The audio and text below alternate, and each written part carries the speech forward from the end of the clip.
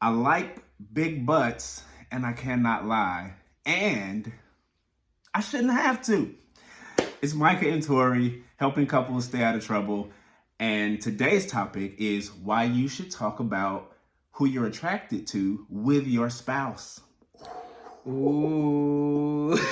No, don't say it. Don't say No, it. how dare you be attracted to somebody What? else? Listen, the thing is, being attracted to people is a part of the human experience. So the question becomes, should I have to hide that from my partner? And the answer is no. Because what does that do for the relationship? What that means to me is that I can't be myself when I'm with you. Because I'm gonna look. I like big butts. Now, that being said, I am no longer in pursuit. Amen. But my admiration remains. It's the same. It's what do you? So this is the thing. I should be able to talk about what I like, what I find attractive with my partner because I want to share my human experience with her, just like with anything else. Yeah, so I know a lot of ladies are looking like, oh no, what, Tori, what's happening in your life? What's happening? What happened to you, sis? You used to be so strong.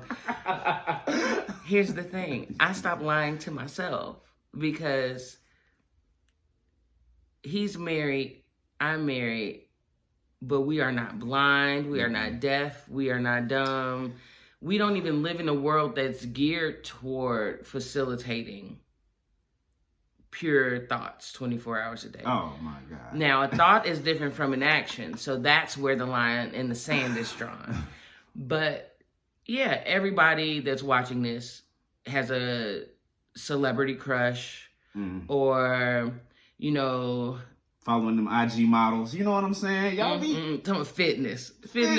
What? You fitness doctor's appointment and they shaped you on up. Now you in the gym doing squats. Who you fooling? Who you fooling? Nobody. But no, seriously, I mean, the way the world is set up, in order to sustain a healthy relationship, you have to be honest, not just with your partner, but with yourself. Some of y'all lying about what y'all like and don't like, and that's why your partner can't please you.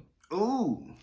Because you, oh no, I'm a good girl, I would never do that. And because you're not doing that, not only is he thinking about doing it with someone else, you're not getting the fulfillment that you need because you aren't being honest about your own desires and your own things. Stop lying. Stop acting. Y'all be out here acting, bro.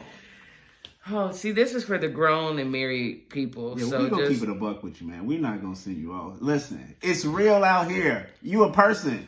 And nobody's perfect. Nobody's going to be. And it's again, it goes back to building your own relationship on the fundamental principles of honesty and trust and communication. And it's like, if I'm lying to you and not telling you, well, that's honesty and communication right out the window. So now what you on? Shaky ground. You have no stability. You have nothing to stand on. Seriously. So it's like, I grew up, I was raised in a 2-parent household, and I watched them communicate with each other and people watch. It's only now as an adult, as a married person who sits on a bench in the park while our son plays and me and him just sit there and watch people, are we able to really be our truest selves? Do you see this? Oh my God, what is happening? What does she have on? What is he doing? You know, those kind of things are natural observations that you should be able to make with your partner or your spouse. Now, the underlying issues there that usually cause friction or conflict is because, again, you're not being honest with yourself about your own wants and needs and desires, but you are not leaving room to, what's the best way to say it, to explore and develop. Like, if we're so closed off, we don't get a chance to see what the big wide world is. If you've decided to partner with someone forever for the rest of your life, why would you want any of that time to be boring or unfulfilled or spend any of it unhappy? Exactly. You have to do it. So if cracking jokes about people with messed up toes is what I'm into, guess who's gonna be laughing at messed up toes? And so how can I say? You want to be as honest as you can be. Why? Because being dishonest only leaves room for more dishonesty, even if it's just omission, right? And so it's like, okay, I'm not going to tell her this because she's going to respond this way, or because I don't want her to know, but there may be some insecurity there, whatever. Okay, cool. That's one thing. And so now the next thing that you may need to talk to her about that you don't want to get a negative response to, you're not going to tell her that either. And so it's just like, oh, well, this worked for this particular thing, and so I'm going to do it again, and I'm going to do it again. And then there's this laundry list of secrets that you're keeping from your spouse that you need to work through. Yeah, I mean, if you go crazy on him because you're scrolling and you see that he's liked a post, and it's like, well, I didn't even know you was following her.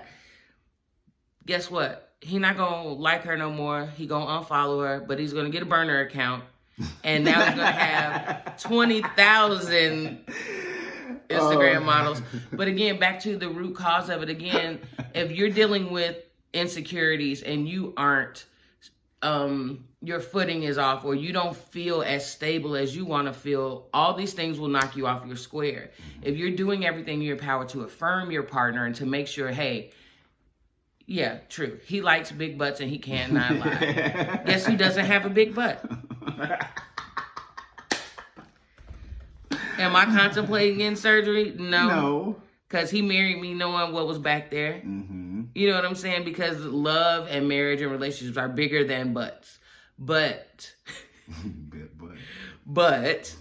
he does his part in affirming me to let me know the things that he does value about me, the things that he is attracted to, those things. So if I see him looking at somebody with a big butt, I'd be like, oh, okay, go, sis. I see that is big. It's a big butt. But that's not going to make me feel any way about myself, because I'm affirmed in our relationship. I'm affirmed in our communication. I'm not thinking that he likes her more than me. How could he?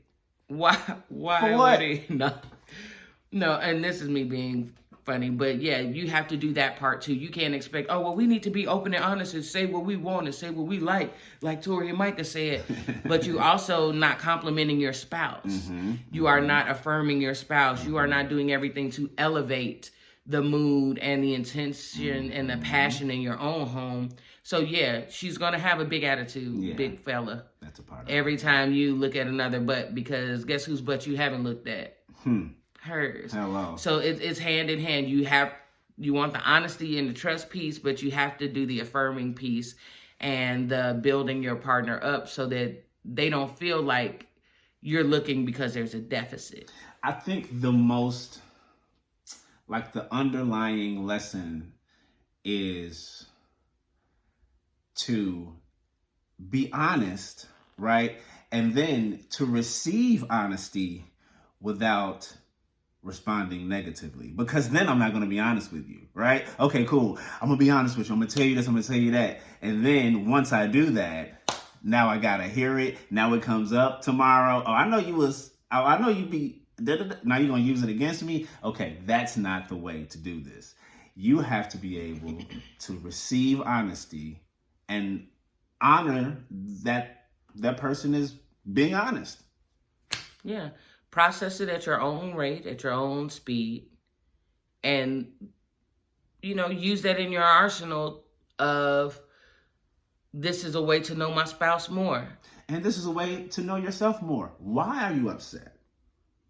What is it within yourself that's making you jealous or feel these type of emotions and respond this way? So then you have something that you need to work through with yourself and with your spouse. It all works together. It's Micah and Tori. Helping couples stay out of trouble. Y'all take care.